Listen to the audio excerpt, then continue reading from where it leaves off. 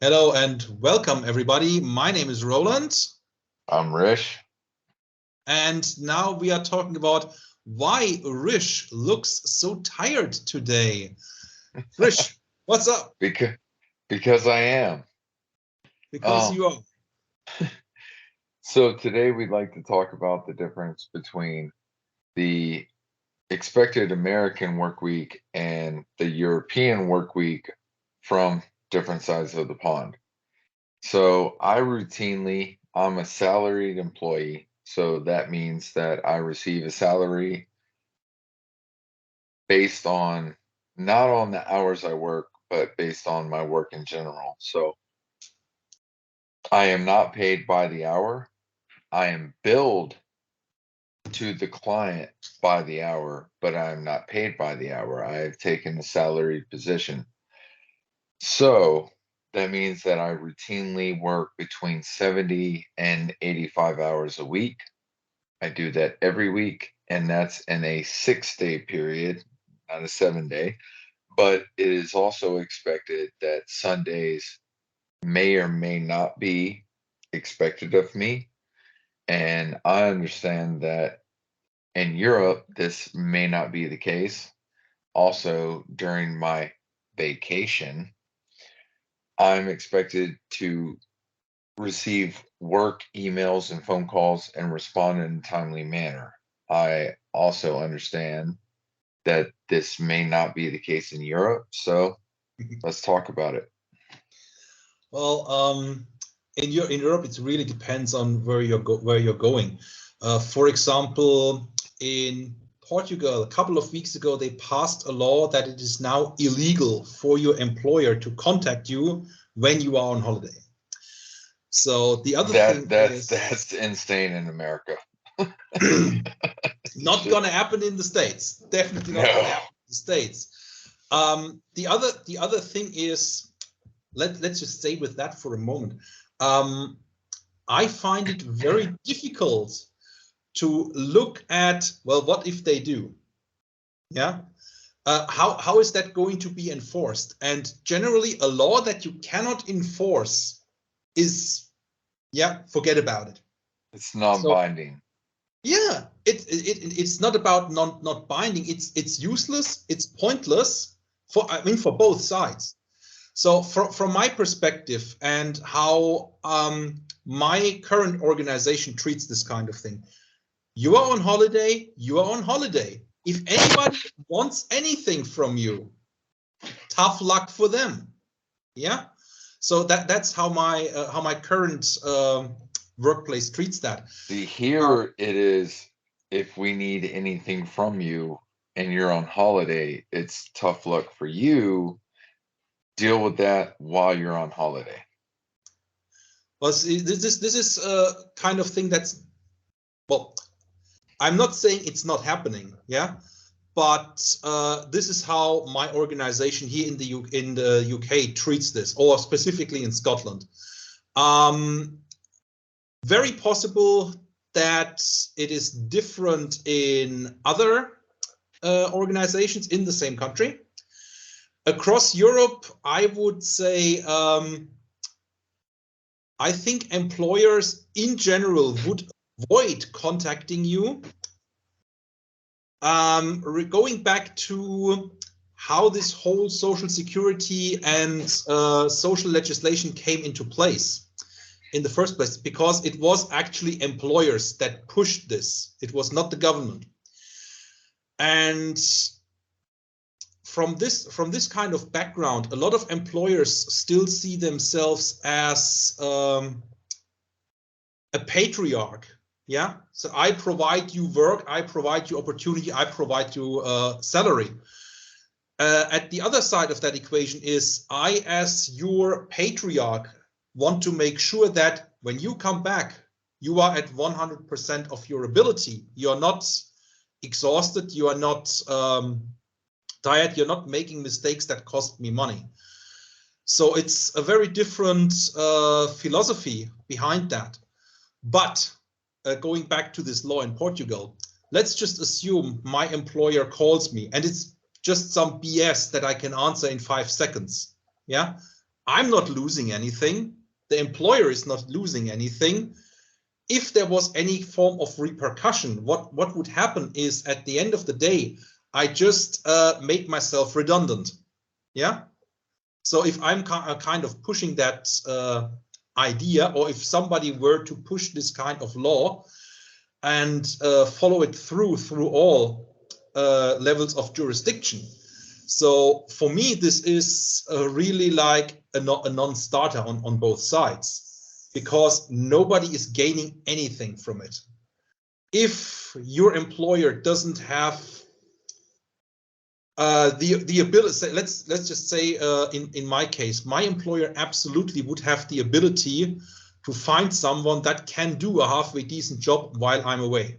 Yeah, I'm in a very niche position that someone local would find difficult, not impossible, but very difficult to put themselves into.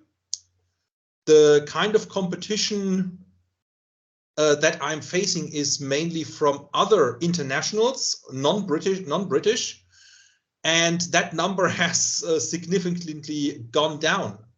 So when you look at the kind of well, we are residents, but we are non-citizens, yeah? What kind of work we do post-Brexit? It is 90%, I would say, highly specialized work that is very difficult to recruit for, and often the kind of jobs that British people don't want to do or find it difficult to achieve the qualification to do so. And speaking to your point on a niche market, I'm very cognizant of, I'm an American construction worker. And I think that most people would say, well, there's always construction in America. But I am also in a very niche market where I am a geotechnical specialist. I specialize in situ, cutoff walls, DSM, and jet grouting. So everything that I do in my market is from the ground down. So we do soil improvements. We encapsulate radioactive waste. We encapsulate toxic waste. We protect waterways. We do all of these sorts of things. So it's a very niche market, and because of that, I can command a higher salary. But with that higher salary, it's expected that you are on call 24/7, 365. Yeah, I mean, I can imagine that in both our lines of work. I have different kinds of emergencies than you, but my kinds of emergency is the kind of emergency at the personal level that you probably don't want to have. You don't want to get these kind of phone calls. I mean, I'm not getting phone calls, I'm getting emails. But no one calls me to say hello. Yeah, exactly the point. When and let's put it that way. I have another friend. He is also in construction. And the whole construction company, one of the largest in the UK, knows if this guy is at our construction site, somebody has fucked up, somebody's getting fired today. So they don't want him at the construction site. When I get an email, if it's not some kind of information that or a round email that's going around, it is something that is either urgent, at least for the person that's emailing me, or something that needs to be treated with a certain level of, shall we say, discretion. Yeah. So the nature of my work, I can't really tell you, oh, this person says this and we do this kind of thing. But imagine I need to balance the interest of postgraduate students, everybody doing a master, in my field, what I'm assigned to, and the university as an academic institution. And I am actually a former faculty. I was the decision maker for a master program in China. And it is, for me, I have been a student. I am an advocate for people's rights, for students' rights. And I have been on the other side, on the receiving end as a faculty. So for me, it is much easier to balance these kind of worlds and to create a positive outcome as much as you can achieve it in that situation. So as you were saying, people are not calling, hey, Roland, if there's nothing that anybody else could solve. Yeah. So going from there is we both command the salary for that kind of responsibility. So the second part of that equation is we need to live up to that responsibility. So imagine you don't answer the phone, you don't answer that email, and something is happening at the construction site, a structure collapses, maybe people get injured or worse. Yeah. Shit gets fucked up. Yeah. So that's what happens on my end. If I don't answer the phone, let's do some sketchy shit. Doo-dah, doo-dah. Yeah. And I mean, funny thing is, I had a very delicate case a couple of weeks ago, and I'm like, well, if this blows up, not good for either side. Both sides are going to lose in this battle, and basically, I took almost 2 weeks to think about that. How do you solve that problem? Yeah, because on one hand, ABC, on the other hand, 1, 2, 3. Yeah. And there's things you can't reconcile with each other. So I fixed it. Everybody wonderful. Until somebody who was involved in that sending me an email, basically giving me a bollocking. How do we say? In Germany we say giving someone the cigar. Yeah. So really like. In America, we call that someone calling you and bitching. Yeah. So this was the only time in a year, almost a year now, where I'm like, for fuck's sake, why am I doing this? Yeah, if I'm getting this kind of response, because I could have given a very different response. I could have, at that stage or before, I could have escalated this, no longer on my table, don't have to bother with it. Somebody else's problem. And knowing how organizations work in the UK, the answer would have been very, very different. The fallout would have been a lot more either way. And for me, I have taken a job, a responsibility. I want a certain outcome for all sides. Yeah, that's not always possible, but hey, I'm doing the best I can. And then somebody who is contributing to the problem or the situation that we are in is getting like that, then I'm also a bit like, hey, get off my back. Yeah. But it is not, I don't want to say it's a matter of life and death of what I'm doing, because you don't know what's happening behind the scenes of any organization you are encountering. And the people that I manage, it literally is a matter of life and death. So I typically manage between 17 and 47 to 50 people.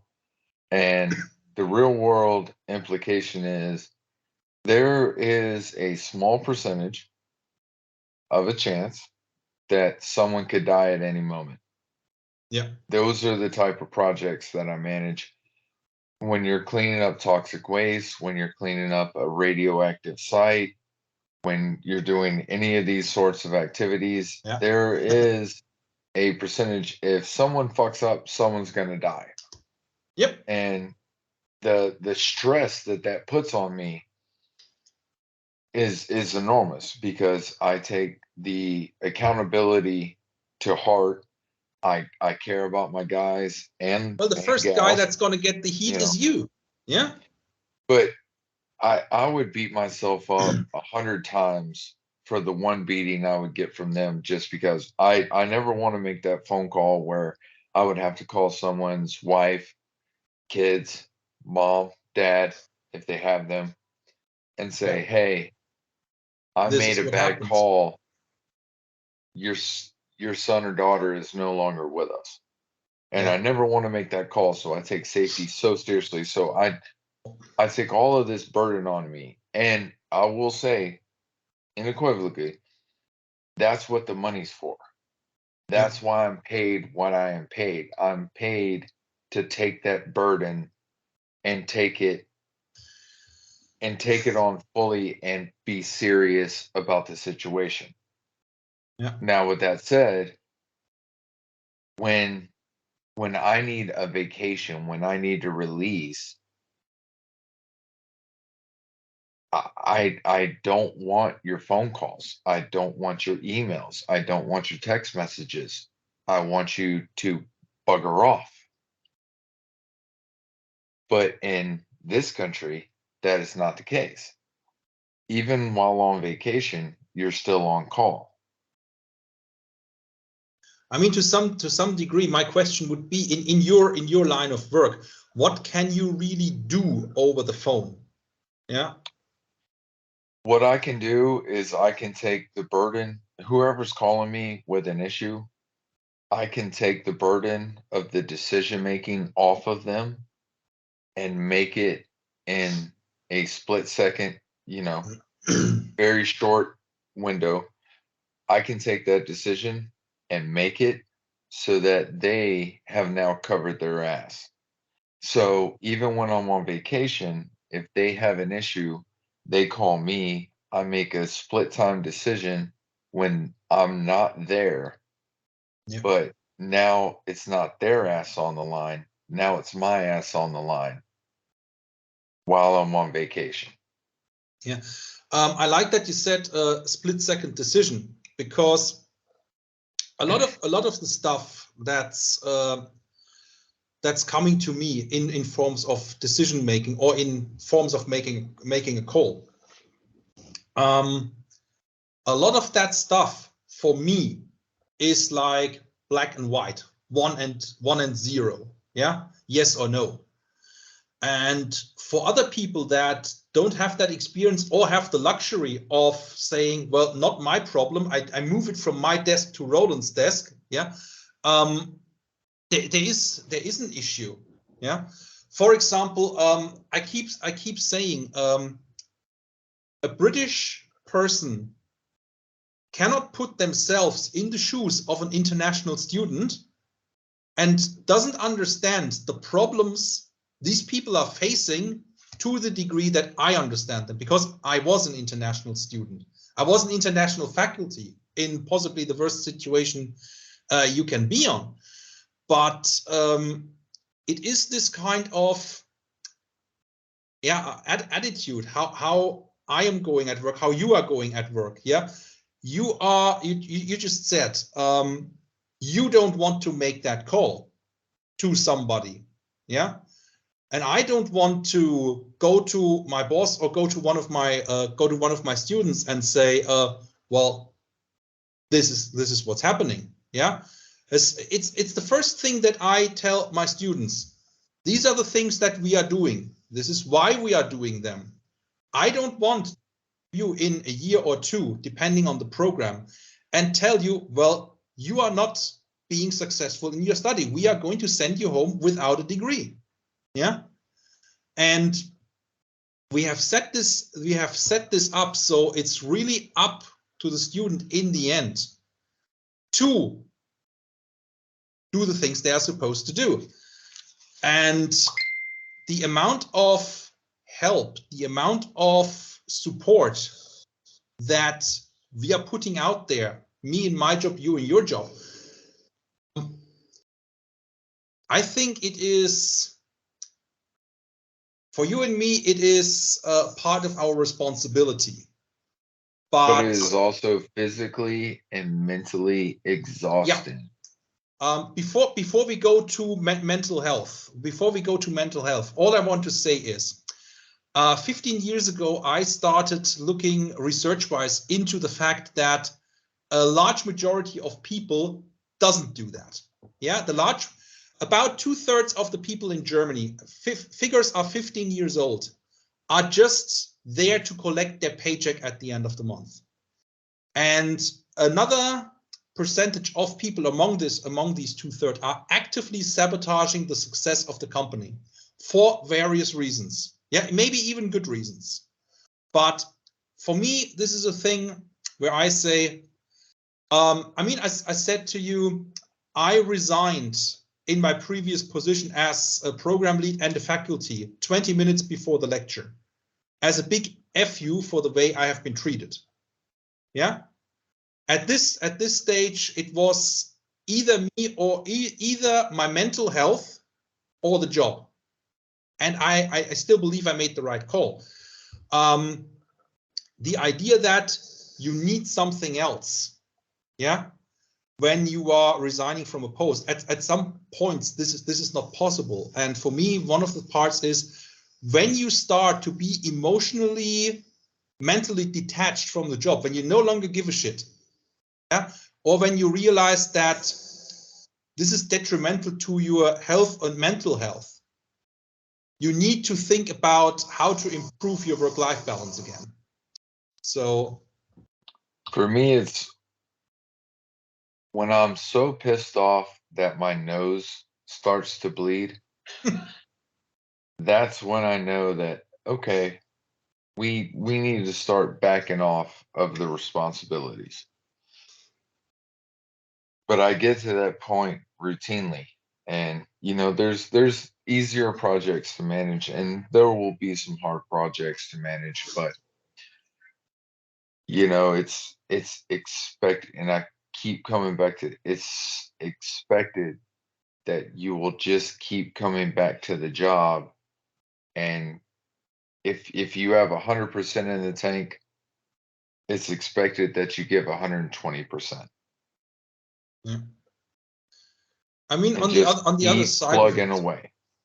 On the other side of it, when I was, especially when I was a faculty, when I was teaching, I revised my teaching material every single semester. And the reason for that is not only I want to be on top of things. Yeah. The reason is I reflect a lot upon what was good, what can I do better. And I know under any circumstances, I will never achieve perfection. But trying to achieve it the very next time you are having a go at it, that is how we progress, how we get better. So yeah, I mean, what you said about getting this burden is weighing on people, and especially I guess when it is really a matter of life and death. Yeah, it's literally in your case, exactly. And to have the responsibility for other people's life, that's something taxing. Or the one thing, yeah, that is dragging you down so much. So I think I said it a couple of weeks ago, is the worst scenario for you as a person is when you're doing all this kind of stuff so that people don't make stupid decisions that endanger them. And even though you are doing your best, you are pinnacle performance, and people are still looking for to do some stupid shit that is endangering themselves. Yeah. So look at it from this point of view. Every semester, every university, and every graduation ceremony, there are people that should be there, and the only reason they are not graduating is they didn't listen to very clear instructions. Yeah. As a faculty in China, there was an occasion as project manager, you work to very specific deadlines, you work to tight specifications, and I gave very clear instructions how to write and submit an essay. And one of them was, don't start top left and finish bottom right. Do some paragraphing. Another instruction was, name your file so I can find it. send me a Word file, and every single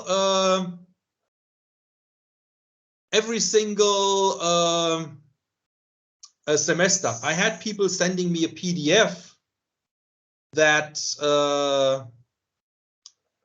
that I can't even edit. They sent me a wall of text where I get lost, and they're naming their file essay. So I'm not supposed to know who wrote that piece of work. Yeah, there's no name, there is no student number. So what am I going to do with that? Yeah. So I mean, there's practical implications on my side as well as yours. And people are putting themselves in situations where they think, oh, well, I don't have to follow these instructions. I can do my thing. And there is a reason why my thing is better than yours. Yeah. There's a reason why your thing at the construction site is better than anybody else's game.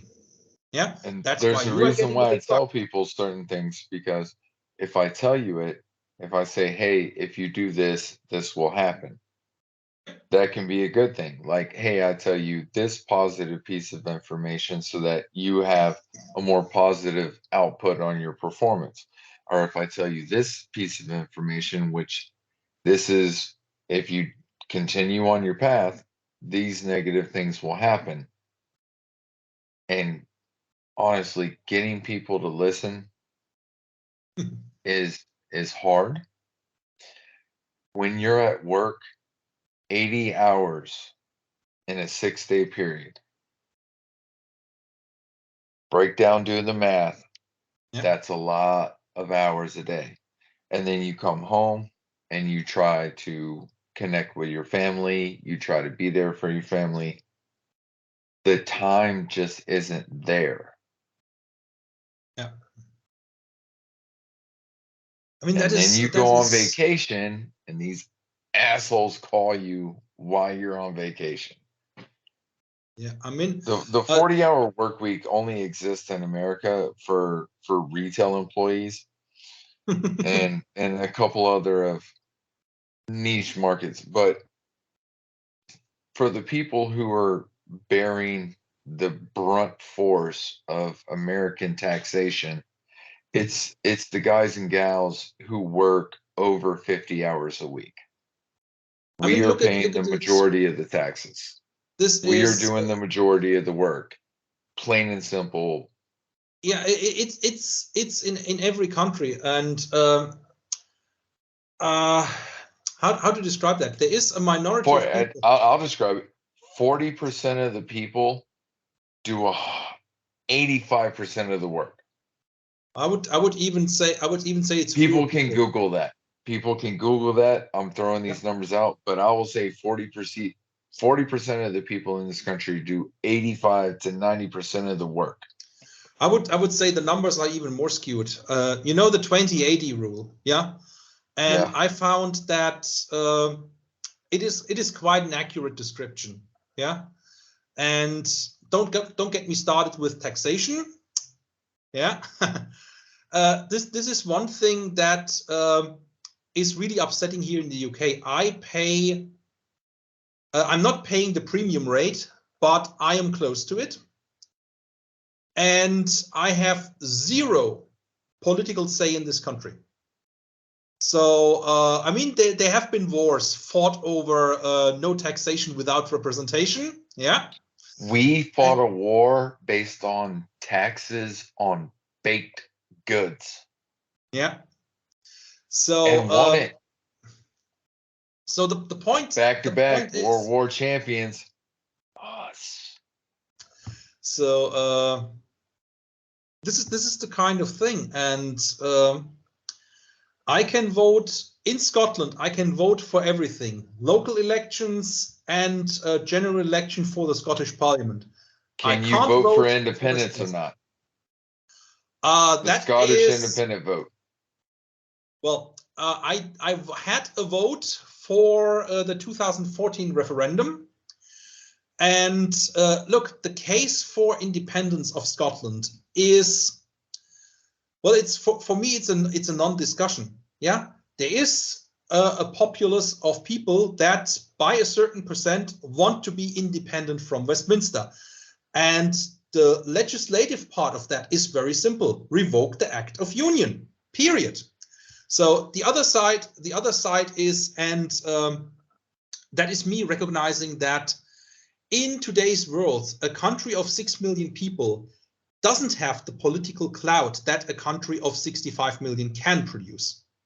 Yeah, it's the same thing when you look at Brexit. A country of 65 million people cannot produce the political clout a market and political union of over 400 million does. So, on the issue of Brexit, and we can make this a whole nother episode, on the issue of Brexit, if there is ever put in place a hard barrier between Northern Ireland and the rest of Ireland, I guarantee you things will start to blow up. Yeah. It's, you see, that was not one of the selling points from the IRA. They said as long as there is no longer a hard barrier, if you put in place that the shit that they are pulling right now in Westminster is, it will result in a hard border. Yeah, no matter how you. And I guarantee you that will result in bombs blowing up, and civilians will get in the crossfire. But if they put a hard border up, those hard borders will be targeted, they will be bombed, and so will UK troops. It's not only that. Well, first of all, the moment this piece of discussion was put forward, apparently there was a phone call to I think we already were here in Edinburgh, or just before we arrived back from China. Edinburgh, yeah. There was a warning, there was a threat that the IRA would set off a bomb on Princess Street, which is basically the promenade mile that we have, or one of the two. The other one is the Royal Mile. But basically, somebody left a piece of luggage there, and maybe somebody else made a phone call making this a bomb threat, just about the time when this discussion about tearing up the Northern Ireland Protocol was started. It is nonsensical, and it is my personal opinion. The British government or the English government in Westminster is stirring up shit to deflect from how bad this is going. The problem is, at this moment of the discussion, people that voted to leave the European Union are complaining that they are treated as a third country when they go on holiday in France. So have to go through all the passport procedures and bullshit that wasn't there when we were in the EU. And so far, what is happening effectively right now, the UK does not check any inbound goods in terms of, are they hazardous, are they complying with standards? Nothing, nada, zilch.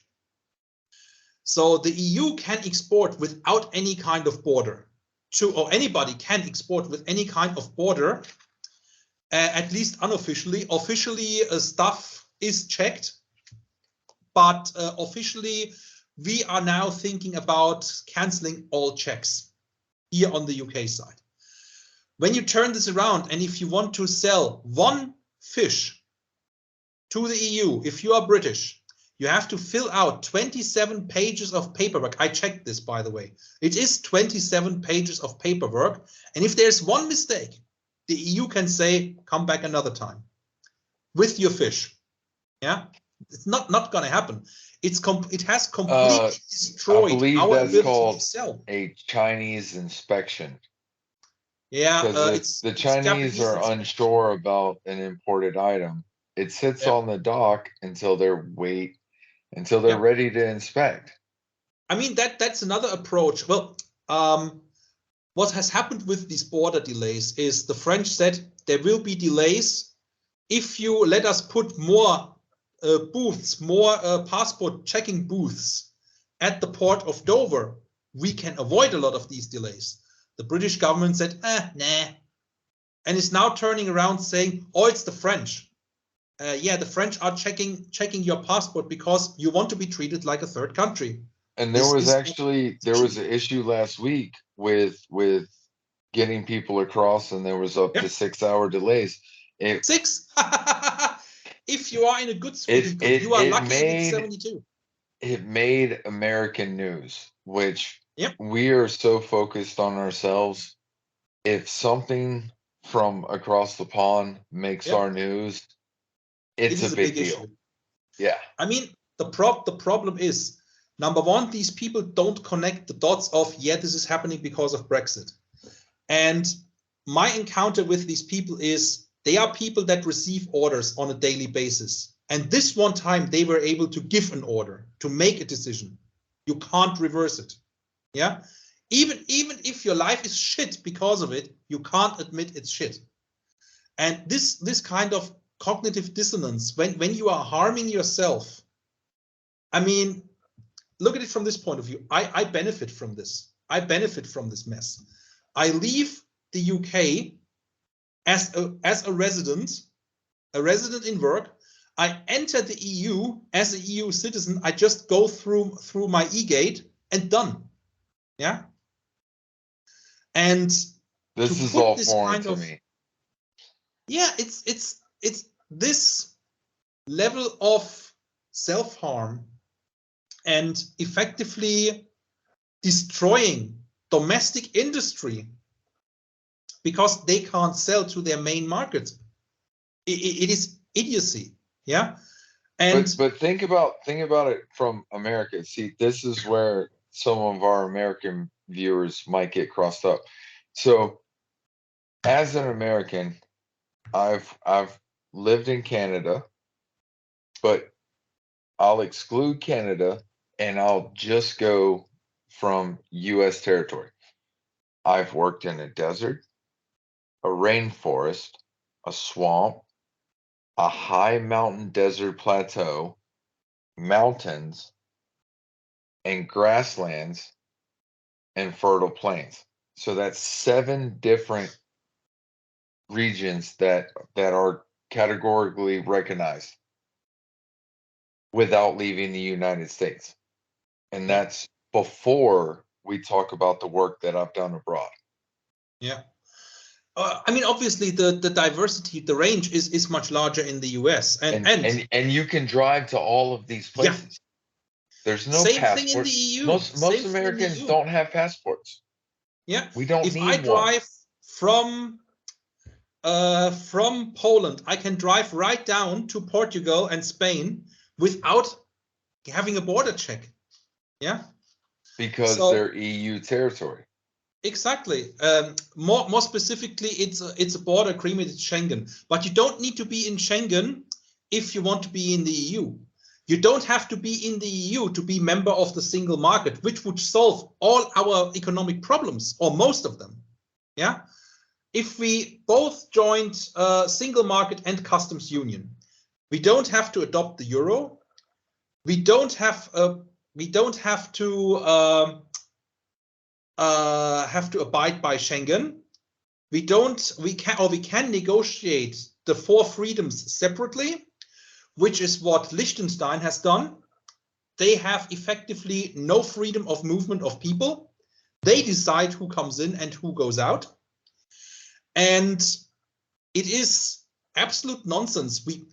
Our EU membership, the British EU membership, when you deduct all the benefits that go through official government accounting, it costs the citizen of the one inhabitant of this country, one resident of this country, less than £80. That is like $100.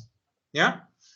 Now we are paying, if we are lucky and live in Northern Ireland, 230 pounds. That is $280, $300.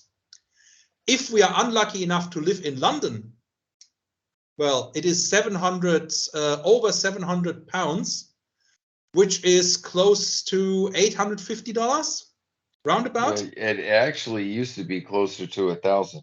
At the greatest margin, the US dollar was worth 1, and the British pound was worth 2.25. Yeah. And the argument, this argument is circular. Well, then the EU will tell us about, they are banging on about the trade standards. And I'm like, well, right now the EU also tells you, you are out, and the EU tells you, yeah, if you want to sell something to the United States, the US market, the US consumers tell you, these are the standards. If you don't match these standards, you are not selling your product here. End. Yeah. So people that have absolutely no clue how stuff works are not only making these kind of decisions that is way beyond them, but defend that kind of nonsense in the light of contrary evidence. Yeah. So don't get me started with this. I'm benefiting from it. I can take advantage of it. And I know the more we say about this is a stupid idea, it costs more, it delivers none of the benefits, and in fact is restricting us. I know people only dig their heels in deeper and fight for it harder. Hit me again, daddy. And this time at some put point, some stank on it. Yeah, hit me, baby, one more time. No copyright infringement Fire intended, away. So no, this is the kind of thing, and this is where I'm saying I'm not sure about your industry or your specific industry or niche, but we start to see the Great Resignation movement across the UK and also in higher education. So maybe how do things go on the other side of the pond, especially in your area? I'm in such a specific type of construction that everybody knows everybody. I would say we're less than 10,000 strong because the work is that specialized. So everybody knows everybody, and to be honest, if you're unhappy with who you're dealing with, your employer, it's pretty much as soon as you leave the gate, you make a phone call and you're picked up right away.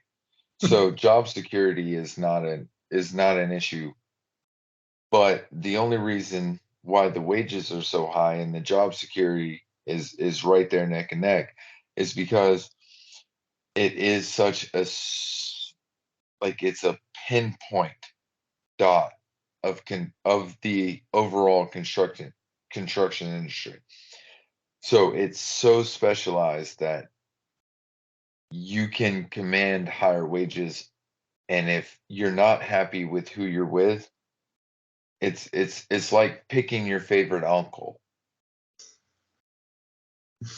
Like, oh, I don't like this uncle. All right, I'm gonna go work for this uncle. It really is. But not everyone in this country is willing, to clean up toxic waste. Not everyone's willing to go to a radioactive job site. Not everyone's willing to cut off walls in diverse situations where if your work fails, a town floods and you're open to liability and litigation. So that's really the driving factor behind the pay scale is if you screw up. I'm in a part of the construction industry where the stakes are extremely high. If you mess up, it is literally life and death. Yeah. And I manage people who do that work. So at the current time, I have 17 different personalities that are under me, and I have 13 personalities that are over me. And they all come to me. Yeah. No, the reason I'm asking is during the pandemic, I was the most popular unemployed person in the world. And I worked with so many universities across the world. first thing American universities were on about, here's an NDA, don't tell anyone we're talking to you. Yeah. And when have you signed some NDAs? Yeah.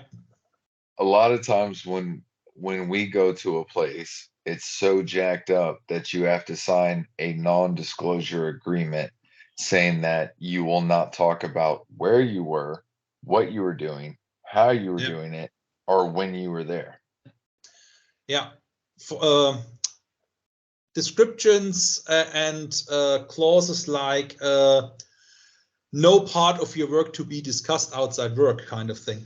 But what I was going to say, where I was going to go with this is, when I look at job adverts right now, I used to get like 20, 30 job adverts matching my profile every day.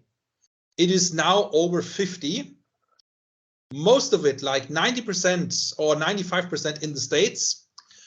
And I had a job description just a couple of days ago where I'm like, you're paying me 3,000 for 8 weeks of this. And you basically want 3,000 for 8 weeks? What are you, a fucking peasant? No, it is. Tell me those are arbitrary numbers. No. No. It is the actual remuneration for teaching an 8-week course, 2 hours a week. Yep. Okay, so only 2 hours of work per week. Okay. Yeah. So it's 16 hours. The hourly rate. Now remember, I'm thinking 3,000 for 8 weeks when I work 50 to 80 hours a week. I'm like, that's poverty wage. Look at it. When you look further, it doesn't sound that good. On top of that, you need to deliver 1 hour of student contact, as in being on call. Yeah, whatever crap is coming, you have to deal with it. Besides the crap you're dealing with during the week, you need to prepare for these sessions. You need to create the material and stuff. You are not getting any kind of remuneration for that. And they want at least master plus loads of work experience. Most cases are like, you have to have a PhD. And you have to, well, the kicker was as an adjunct position. Yeah, as in you are not actually employed, you're just an external, the 1099 or whatever it's called. 1099 would be correct for an independent contractor in the States. Yeah. So $3,000, and they are expecting you have published in world leading journals. And yeah, I had this conversation with someone. Yeah, I had this conversation with someone, and I said, well, you're basically asking Albert Einstein to work for free. And not exactly in these words, but that's a good analogy, though. Look at it from this point of view. If I have 3 people that offer me those kind of conditions, one is giving me 2,000, the other one is giving me the average $3,000. $3,000 is the average for an 8-week course, and another one is giving me $10,000. Now, where am I going to go? Yeah, I have limited amount of time to deal with this kind of nonsense. I have a limited capacity for bullshit. And what I see a lot of these problems in the States with people resigning is also in higher education is expectation, requirements. I mean, actual requirements, they don't really match anymore. Yeah, as I had undergraduates that were really good in China running tutorials for other undergraduates that were just a year younger, or a year younger in the school hierarchy, sophomores versus 3rd year. Yeah, and you couldn't tell the difference between them, a master student that is officially allowed to tutor, and a tutor, a faculty that is doing a tutorial job. Then I had faculty that I said to my superiors, get this person off my team and I will have much more time to deal with all the issues. Yeah, some people are a credit when they are in another team.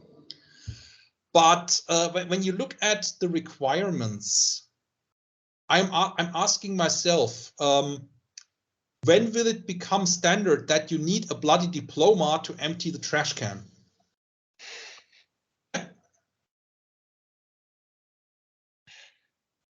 Is it really necessary? No, it's getting there. It's definitely getting there. So this is one of the issues that has, for the last 6 months, 8 months. I think the last thing with the US I did about a month before we actually came back. That was June 2021.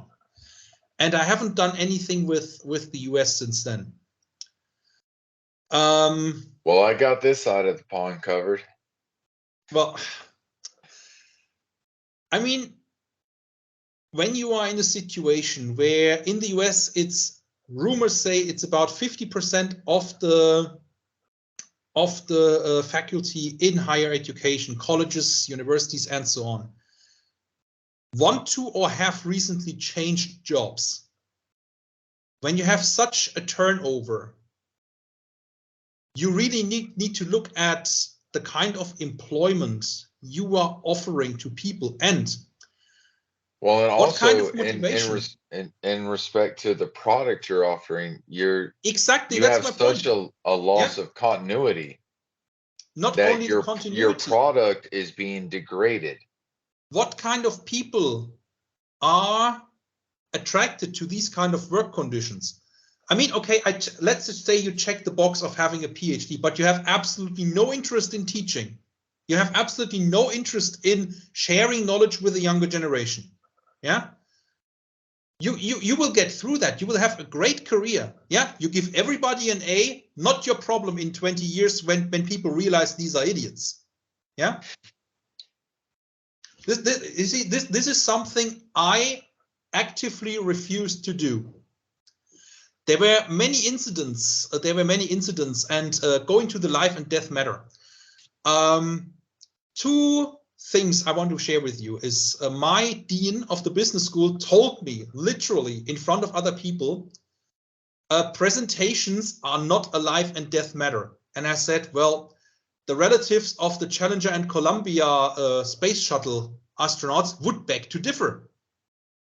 So, and one of the things, you probably read the Rogers report and stuff, but essentially, short version is that NASA knew Challenger would go boom, but the information because of the expansion joints. Yeah, they were told by the engineers that the expansion joints would not perform as necessary due to the inclement weather, and people above them said, I have seen the bloody documents. Yeah, I have seen the bloody documents. And you were correct. I have read the official government reports on that, because I am a citizen of Florida. That is my state. I was born there. I grew up there. Space is something, the space industry and NASA is something that we take a great sense of pride of, as does Alabama with Huntsville, and as does Texas with Houston.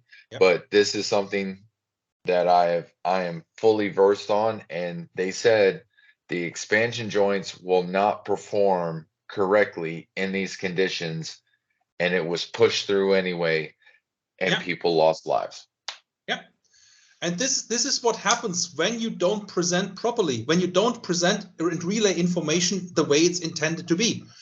And this was then a vice president who I clashed with, and the reason why I ultimately resigned, punishing me for stuff that I didn't do.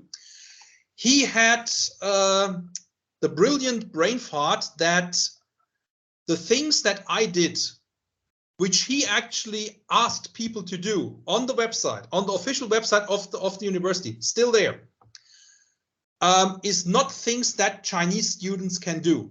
My answer to that was a list of my Chinese students that do exactly what he says they can't do. The difference is I take my job serious and I show people how to do that stuff. Whether they do it or not, it's a different question. But if people actively refuse to do what they have been told to do, what they have been taught to do, then that is not a problem of the teacher. That is definitely a problem of the learner. And going back to the kind of work environment, why are employers so resistant to learning? As in, well, we don't want to lose a guy like you. Yeah, what do? We make their life shit. It's not going to work. I think that's a perfect place to end it. As good as a place as any. See you soon. He's Roland. And that's Rish. And we will see you next week. Au revoir.